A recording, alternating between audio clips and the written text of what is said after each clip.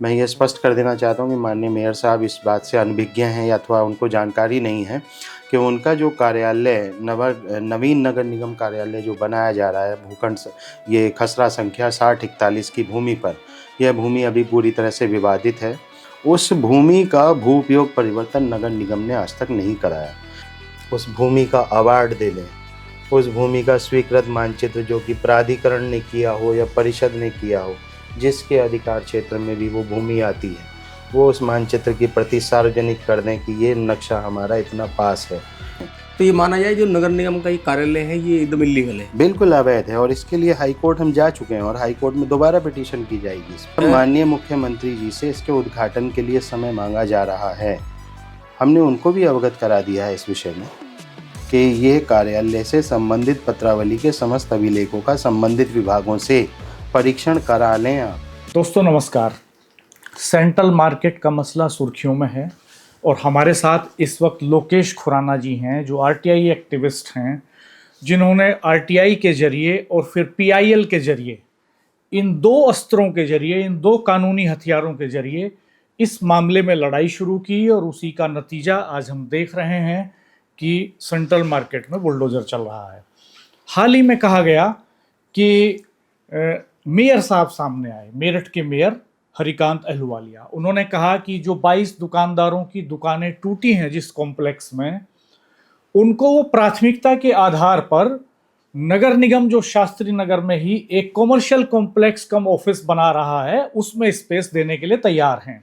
हालांकि मेयर ने ये स्पष्ट नहीं किया कि वहां पर दुकानें उनको फ्री ऑफ कॉस्ट दी जाएंगी या पैसे लेकर दी जाएंगी और उनके आवंटन की प्रक्रिया क्या होगी। उन्होंने कहा कि प्राथमिकता के आधार पर उनको दी जाएगी, तो प्राथमिकता का आधार क्या होगा यह भी स्पष्ट नहीं है। हम लोकेश खुराना जी से जानेंगे कि उनकी इस मसले पर क्या राय है। नमस्कार। मैं ये स्थिति स्पष्ट कर देना चाहता हूँ, जो हमारे महापौर महोदय ने इस विषय में जो जानकारी दी है कि जो प्रभावित दुकानदार हैं जिनकी दुकानें 661/6 प्रकरण में ध्वस्त की गई हैं, उनके नुकसान की भरपाई के लिए, उनके पुनर्वास की व्यवस्था के लिए माननीय मेयर साहब ने जो एक घोषणा की है, जो कि आज सुबह हमें अखबारों के माध्यम से प्राप्त हुई है। मैं ये स्पष्ट कर देना चाहता हूँ कि माननीय मेयर साहब इस बात से अनभिज्ञ हैं या अथवा उनको जानकारी नहीं है कि उनका जो कार्यालय नवीन नगर निगम कार्यालय जो बनाया जा रहा है भूखंड ये खसरा संख्या 6041 की भूमि पर, यह भूमि अभी पूरी तरह से विवादित है। इसमें आवास विकास परिषद हम लोगों ने इस पर एक ऑब्जेक्शन 2022 में माननीय उच्च न्यायालय लखनऊ कंप्लीट में एक याचिका आयोजित की थी। उस याचिका में ये तथ्य रखे गए थे कि शास्त्री नगर आवासीय योजना आवास के लिए निर्धारित हुई। 1977 गृहस्थान योजना के नाम से यहाँ भूमि का अधिग्रहण हुआ। उस अधिग्रहण के सम्मिलित भूखंडों या भूखसरों में खसरा संख्या 6041 की भूमि भी आवासीय प्रयोजन की भूमि। उस भूमि का भू उपयोग परिवर्तन नगर निगम ने आज तक नहीं कराया, जबकि नगर निगम का यह तर्क है कि सन 1952 में उनके द्वारा इसका अधिग्रहण कूड़े की खत्ती के लिए प्रयोग के लिए किया गया था और उस अधिग्रहण के अवार्ड और संबंधित अभिलेख भी नगर निगम ने आज तक हमारे समक्ष कभी नहीं रखे कि उनका स्वामित्व इस पर कैसे है। जबकि इससे संबंधित 2 मुकदमे विभिन्न लोगों द्वारा जो उस भूमि का मालिक होने का दावा करते हैं अभी भी लखनऊ और इलाहाबाद उच्च न्यायालय में चल रहे हैं। तो माननीय उच्च न्यायालय लखनऊ खंडपीठ ने इसका संज्ञान लिया और इसमें डायरेक्शन दिया कि उत्तर प्रदेश शासन ये तय करे, 2017 में यह आदेश हो गया था कि इस भूमि का मालिक आवास विकास परिषद है या नगर निगम है। शासन ने अभी तक वो विवाद तय ही नहीं किया। उससे पहले भी 2022 में इस भूमि पर नगर निगम नवीन कार्यालय निर्माण की नींव रख दी गई, जिस पर निर्माण कार्य आरंभ होता चला गया और शासन ने भी तत्काल धनराशि अवमुक्त की और उत्तर प्रदेश जल निगम की CNDS इकाई ने इसमें निर्माण कार्य आरंभ कर दिया। हमने ये प्रश्न उठाया कि जब शास्त्री नगर आवासीय योजना में समस्त प्रकार की व्यावसायिक, औद्योगिक और कार्यालय गतिविधियां अनुमन्य नहीं हैं, तो ये इतना बड़ा निर्माण 14,600 वर्ग मीटर में इनका मुख्य कार्यालय बना। उसके बाद जब ज़मीन जो बाकी बची उसमें शास्त्री नगर जोन कार्यालय का भी निर्माण नगर निगम ने कराना आरंभ कर दिया। अब ये बात आई कि जो बाकी और बची भूमि है उस पर अर्बन प्लाजा के नाम से एक व्यावसायिक कॉम्प्लेक्स भी बना लिया जाए ताकि निगम को एक सुनिश्चित आय मिलती रहे। तो हमने इस पर फिर से एक ऑब्जेक्शन परिषद कार्यालय के मार्फत हमने एक ये दिया कि आपने इनका मानचित्र कैसे पास किया, कि जब आप खुद कहते हैं कि हम शास्त्री नगर आवासीय योजना में आवासीय गतिविधियों के अतिरिक्त अन्य किसी गतिविधि को अनुमति नहीं देते, तो ये इतना बड़ा कार्यालय आपने अपने टेरिटरी क्षेत्र में कैसे निर्माण होने दिया। तो परिषद कार्यालय ने तत्काल नोटिस नगर निगम को जारी कर दिया। वो नोटिस की प्रति मेरे पास है। उसमें उन्होंने उनसे पूछा कि आपने यदि कोई मानचित्र हमसे या शासन से इसका अप्रूवल लिया हो या अन्य संबंधित विभागों से अनुज्ञा प्राप्त की हो तो वो प्रस्तुत कर दें। तो जब अप्रूवल लिया ही नहीं गया है, भू उपयोग परिवर्तन आपने कराया नहीं है, मानचित्र स्वीकृति आपके पास है नहीं, और आप संबंधित विभाग हैं नगर निगम जो कि पूरे मेरठ को संचालित करता है, समस्त वार्डों को, और आप ही अवैध निर्माण कर बैठे। उत्तर प्रदेश नगरीय नियोजन विकास अधिनियम की धारा आप 14 का अध्ययन करें, उसमें बिल्कुल स्पष्ट लिखा है कि कोई भी सरकारी निर्माण हो, गैर सरकारी निर्माण हो, मानचित्र स्वीकृति अनुमन्य कराना अनिवार्य है, चाहे निर्माण छोटा है बड़ा है, जो कि मानचित्र के दायरे में आता हो। जब आप 20,000 वर्ग मीटर के पैरमाइसिस में पूरा एक बड़ा निर्माण कर रहे हैं और आपके पास मानचित्र नहीं है, कल यदि इस पर आपत्ति किसी भी न्यायालय में होती है तो आप पहली बात तो दुकान नहीं बना सकते उसमें, और यदि आप दुकान बना भी रहे हैं, कॉमर्शियल परमिसेस कर भी रहे हैं, तो उसके लिए आप लैंड यूज़ पहले चेंज कराइए। शास्त्री नगर के व्यापारी अवैध हो सकते हैं, आपकी बनाई दुकानें वैध हो गई, और जबकि वो भी आवासीय प्लॉट है, आप उसे आवासीय घोषित कर रहे हैं। आवासीय योजना में फिर दुकानें कैसे बन जाएंगी? उनका नक्शा पास कराइए परिषद से, परिषद उस नियम को बताए कि वो दुकानों का नक्शा इस नियम से पास कर सकती है, तो उसका लाभ शास्त्री नगर के व्यापारियों को भी मिलना चाहिए। यानी आप ये कहना चाहते हैं कि एक धोखा व्यापारियों के साथ हो आवास चुका है, विकास और ने किया जी जब उन्होंने हो जाने दिया निर्माण एक रेजिडेंशियल प्लॉट में कॉमर्शियल कंस्ट्रक्शन हो जाने मैं दिया। आपको आवास विकास परिषद कार्यालय द्वारा नगर निगम कार्यालय को जारी किए गए समस्त नोटिस की प्रति देता हूं। आप माननीय महापौर महोदय से उस विषय में ये पूछें कि जब आपके कार्यालय को ये नोटिस प्राप्त हो रहे हैं परिषद से, तो आप उस पर जवाब क्यों नहीं दे रहे हैं? जैसे आवास विकास परिषद है, तो जब कोई इलीगल निर्माण शुरू होता है जी, तो आवास परिषद का ये है कि 1-2 बार नोटिस देने के बाद मुकदमा दर्ज कराते हैं। तो कोई मुकदमा दर्ज कराया नगर निगम नहीं, के कुछ खिलाफ नहीं, आवास क्योंकि दोनों सरकारी संस्थाएं हैं। यहाँ उनको भय सता रहा है कि यहाँ उनके जो मुखिया हैं नगर निगम के, वो एक IAS अधिकारी हैं, हमारे सौरभ गंगवार साहब। यह प्रकरण पूरी तरह से उनकी जानकारी में है। मैंने उनसे व्यक्तिगत भेंट करके उनको अवगत कराया भी है। उनका कहना है कि उनके कार्यकाल से पहले श्री अमित पाल शर्मा जी यहाँ नगर आयुक्त होते थे, उनके कार्यकाल में ये इसका कार्य आरंभ हुआ। लेकिन कार्य आरंभ होना, क्योंकि पदस्थ नगर आयुक्त आप हैं, आप एक IAS अधिकारी हैं, प्रशासनिक सेवा का सर्वोच्च पद आप हैं, और आप ये बताएं कि साहब इतना बड़ा अवैध निर्माण आपके कार्यालय के रूप में हो रहा है और आपको पता ही नहीं कि इसका नक्शा ही पास नहीं है। उत्तर प्रदेश नगरीय नियोजन विकास अधिनियम की धारा 14 में अगर उल्लंघन किया जा रहा है, अर्बन डेवलपमेंट प्लानिंग एक्ट इसकी इजाज़त नहीं देता कि आप इतनी बड़ा निर्माण कर लें। यदि वो निर्माण असुरक्षित हो गया, किन्हीं कारणों से दुर्घटना घटित हुई, कोई भी जनधन हानि हुई, विभाग जिम्मेदारी कौन लेगा? मानचित्र स्वीकृत करने के पीछे अभियंता यह सुनिश्चित करते हैं कि यह स्ट्रक्चर सुरक्षित है, इसके आसपास के सारे मानक पूरे किए गए हैं, इसमें सारी सुविधाएं हैं।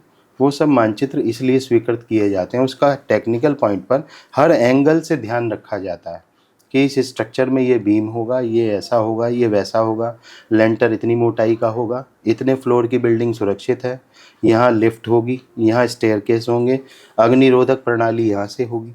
आपके पास क्या है? आपके पास मानचित्र ही नहीं है जो बिल्डिंग का बेस है, और आप कह रहे हैं हम दुकानें उन व्यापारियों को वहाँ दे देंगे। दुकान आप बना कैसे सकते हैं उसमें? तो ये माना जाए जो नगर निगम का ये कार्यालय है ये एकदम इलीगल है। बिल्कुल अवैध है, और इसके लिए हाई कोर्ट हम जा चुके हैं, और हाई कोर्ट में दोबारा पिटीशन की जाएगी इस पर। और हाई कोर्ट के जब माननीय मुख्यमंत्री जी से इसके उद्घाटन के लिए समय मांगा जा रहा है, हमने उनको भी अवगत करा दिया है इस विषय में कि ये कार्यालय से संबंधित पत्रावली के समस्त अभिलेखों का संबंधित विभागों से परीक्षण करा लें आप। मतलब ये ऐसा कोई पत्र भेजा आपने मुख्यमंत्री जी को? सब है, हमने उसके परीक्षण और निरीक्षण की मांग करी है। 50 करोड़ की धनराशि शासन ने दी, उससे पहले क्या परिषद कार्यालय शास्त्री नगर सेक्टर 9 में स्थित है, आपका प्लॉट सेक्टर 3 में स्थित है। 500 मीटर की दूरी पर परिषद का कार्यालय, आपने मानचित्र क्यों नहीं स्वीकृत कराया? क्योंकि भूमि के स्वामित्व अधिकार संदिग्ध हैं। अगर आप मानचित्र आवेदन करते, वो स्वीकृत ना करते तो भी आप गलत नहीं थे। मान लीजिए परिषद ने स्वीकृति नहीं दी आपको, आपने निर्माण कर लिया, आप कर ये कह सकते थे कहीं भी किसी न्यायिक पटल पर भी कि हमने आवेदन किया था, इन्होंने परमिशन नहीं दी, हम ऑफिस बना रहे हैं इसलिए हमने बना लिया। यानी नगर निगम का जो ये ऑफिस है इसका ना तो नगर निगम मालिक, आवेदन ही नहीं हुआ।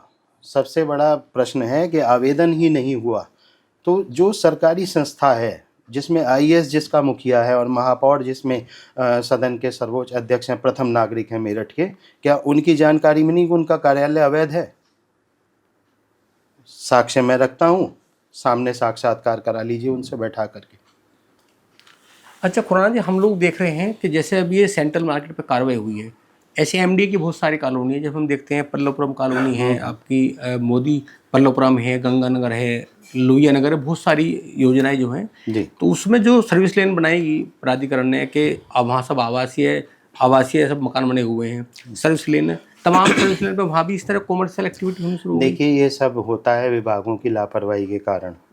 हर व्यक्ति अपने जीविकोपार्जन के लिए सतत प्रयास रहते हैं और वो सबका संवैधानिक मूल अधिकार है। मेरा भी अधिकार है कि मैं अपना पेट भरने के लिए, अपने परिवार के लालन पालन के लिए 2 पैसे कमाऊं, तो वो सबका अधिकार है। लेकिन व्यवस्थाओं को नियमित करने का अधिकार वो सब उन प्राधिकरण का है, संबंधित विभागों का है, जिन्होंने उन व्यवस्थाओं को नियमित किया, उनको विकसित किया, उनकी आधारशिला रखी। तो वो लोग टाउन प्लानर क्या कर रहे हैं, मुख्य नगर नियोजक क्या कर रहे हैं?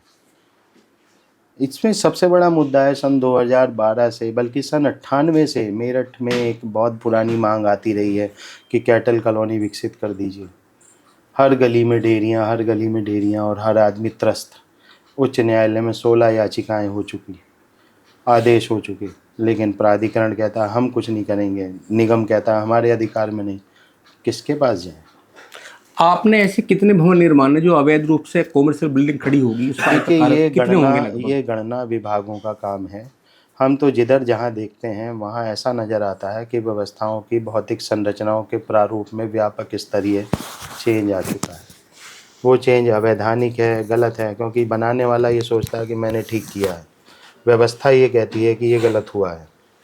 क्योंकि जिस गली में आप रहते हैं वहाँ बाज़ार बन गया है, वहाँ कोलाहल है, गाड़ियाँ आ रही हैं, खड़े हैं सब लोग, पूरा वहाँ त्रस्त है, शोर शराबा है। तो ये सब सिस्टम जो है मिक्सिंग लैंड यूज़ का, ये सुगम कॉलोनियों के लिए नहीं बनाया गया था। क्यों आज हम चंडीगढ़ की दलील देते हैं कि वो एक सुविकसित एक शहर है पूरे एशिया में। तो चंडीगढ़ का हमें एक उदाहरण आज भी वो अपने उदाहरण से अलग नहीं हटा। बड़े बड़े सेक्टर्स हैं, बड़ी साफ़ सुथरी सड़कें हैं। इंदौर की सफाई की हम दलील देते हैं, करोड़ों रुपया हम फूकते हैं मेरठ में, सफाई फिर भी नहीं हो पाती, क्योंकि कहीं नागरिक दोषी हैं, कहीं व्यवस्था दोषी है, उससे ज़्यादा अधिकारी दोषी हैं। अच्छा खुराना साहब, ये बताइए कि आप करते क्या हैं, आपका मूल काम क्या है और कैसे ये सब अध्ययन करने का वक्त आपको मिलता है? मैं बहुत साधारण परिवार से हूँ और मेरे पिताजी और मैं, हम लोग एक छोटी सी दुकान चलाते हैं। मेरा दूध दही वगैरह और ये सब मिल्क प्रोडक्ट कन्फेक्शनरी का व्यवसाय है। और मेरी जो पृष्ठभूमि है वो बहुत निर्विवादित और स्वच्छ रही है। कभी मैंने कानून की आड़ में या आरटीआई या पीआईएल या किसी अन्य ऐसे तथ्य की आड़ में किसी का शोषण, किसी के लिए उत्पीड़न अथवा किसी को दबाने का कोई प्रयास नहीं किया। हमारी जिज्ञासा रहती है, जो संबंधित विभाग हैं जिन पर हम लोग विश्वास करते हैं कि ये पूरी व्यवस्थाओं की निगरानी करते हैं, पूरी व्यवस्था ये संचालित करते हैं, वो ठीक से काम कर पा रहे हैं, नहीं कर पा रहे हैं, क्या उनमें कमियां नज़र आ रही हैं, तो हम उस पर उनके विरुद्ध या उनसे हमारा दो हाथ हमेशा रहा है। हमने ये पूछा है कि आपने ये कैसे किया, इसमें कितना व्यय हुआ या इसके लिए स्वीकृति कहाँ से हुई। अभी जो तथ्य मैंने आपके समक्ष रखा कि जो नगर निगम का नवीन कार्यालय जिसका अभी उद्घाटन नहीं हुआ वो अवैध है, यदि वो अवैध नहीं है तो हमें उसके वो प्रमाण दे दें, उस भूमि का अवार्ड दे दें, उस भूमि का स्वीकृत मानचित्र जो कि प्राधिकरण ने किया हो या परिषद ने किया हो, जिसके अधिकार क्षेत्र में भी वो भूमि आती है, वो उस मानचित्र की प्रति सार्वजनिक कर दें कि ये नक्शा हमारा इतना पास है। या आपकी पढ़ाई लिखाई कहाँ हुई? जी, मैं मेरठ से ही पृष्ठभूमि, मेरी जो पैतृक जन्मभूमि हमारी सब मेरठ से है, और मेरी पढ़ाई लिखाई सबसे पहले मैं सरस्वती शिशु मंदिर का छात्र रहा हूँ। उसके बाद मैं राजकीय इंटर कॉलेज में मैंने इंटर किया है। उसके तत्पश्चात में देवनागरी कॉलेज से मैंने बीकॉम किया है। मेरी बस जो शिक्षा दीक्षा है वो मेरठ की रही है। और चूँकि पारिवारिक पहली आरटीआई आपने कब लगाई?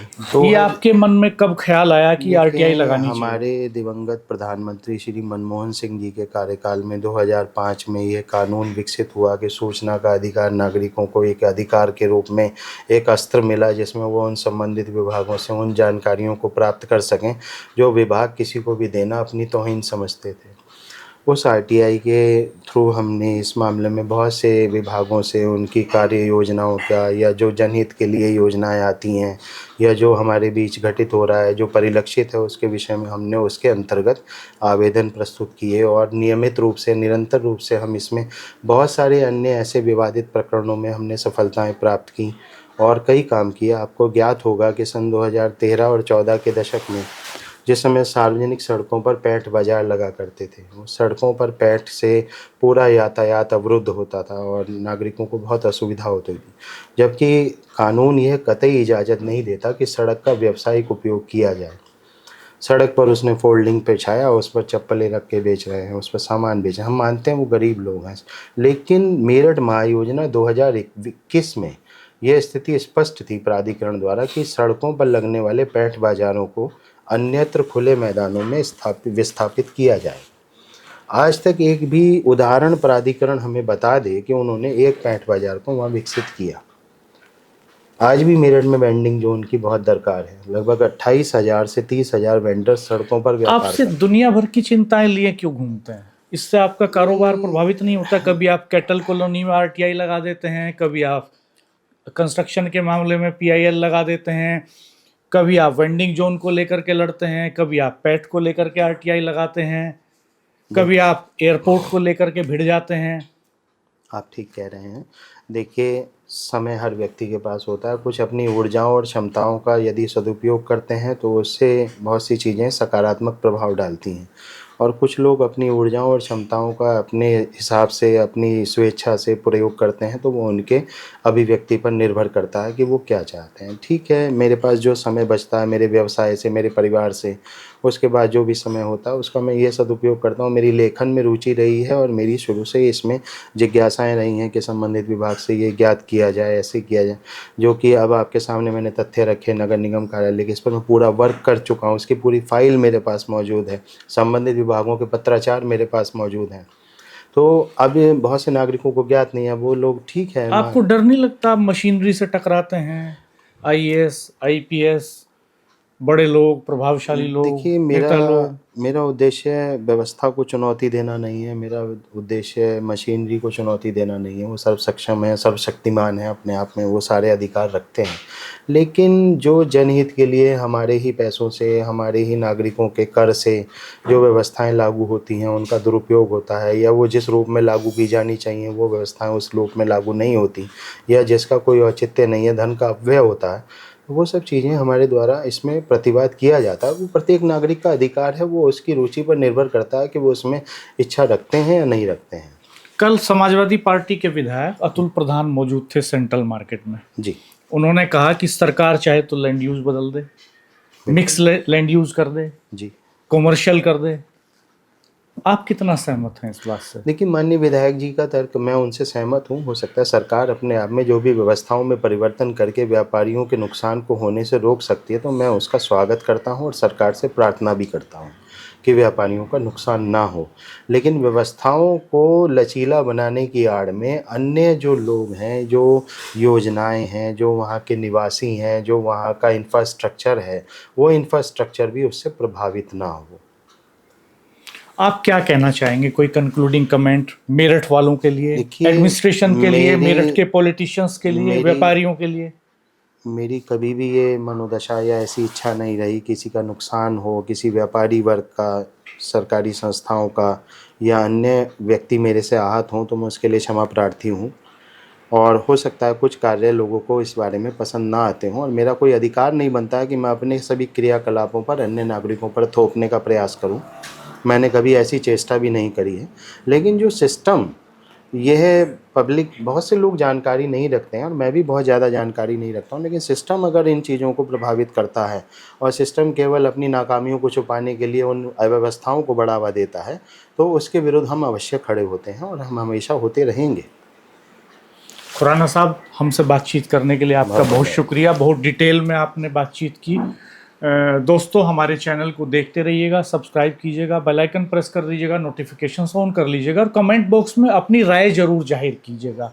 आप इस पूरे डिस्प्यूट को किस तरह से देख रहे हैं, आरटीआई के इस हथियार को कैसे देख रहे हैं, पीआईएल को कैसे देख रहे हैं और लोकेश खुराना जी के इस काम को कैसे देख रहे हैं, व्यापारियों का जो आंदोलन है उस पर आपकी क्या राय है, नेताओं के जो स्टेटमेंट हैं उनको किस नज़रिए से देख रहे हैं, इस पर अपनी राय डिटेल में दीजिएगा। धन्यवाद, नमस्कार। हम जल्द फिर हाजिर होंगे एक नई चर्चा के साथ।